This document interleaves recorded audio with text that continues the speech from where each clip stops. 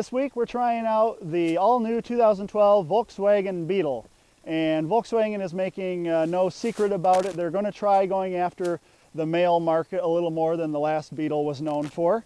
And it doesn't take long for you to find out just how they're going to do that. This is a turbo model, so it has the familiar 2-liter turbo engine that we love so much. But you see things like red brake calipers, 19-inch sport wheels with summer tires, certainly things that you'd never see on the last new Beetle.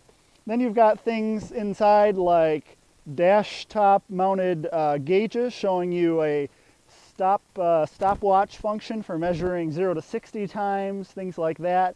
Certainly things, a little carbon fiber finish, things that you would never find in the reincarnated new Beetle that ran for many years before this 2012 model came to replace it.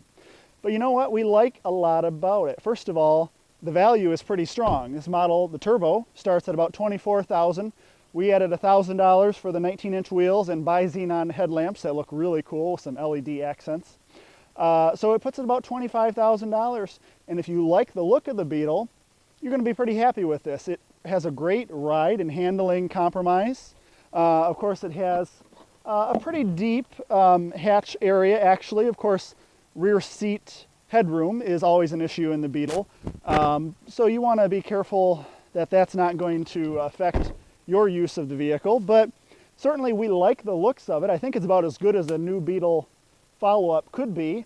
And this Beetle has some performance features that we really like. Things like the aluminum finished wheels, aluminum finished pedals rather, 6-speed manual transmission that's pretty fun to shift, grippy seats and a steering wheel. All the controls inside actually are really logically laid out. About the only problems we have with that, the Bluetooth functionality is very limited with this base radio. It just doesn't show you your contact list or anything like that. It's really all voice activated. So a little limited there on our functionality. But we do have, of course, nice things to say about the 2-liter turbo engine that we've used in a lot of Volkswagen Audi products. Here it's rated at 200 horsepower, 207 pound-feet of torque. And it returns 21 miles per gallon in the city, 30 miles per gallon on the highway. So not stellar, but for a trade-off in pretty decent performance, you know, certainly acceptable. So if you like the looks, you're going to like the interior, you're going to like the engine. I can stake my reputation on it. Brakes are pretty good.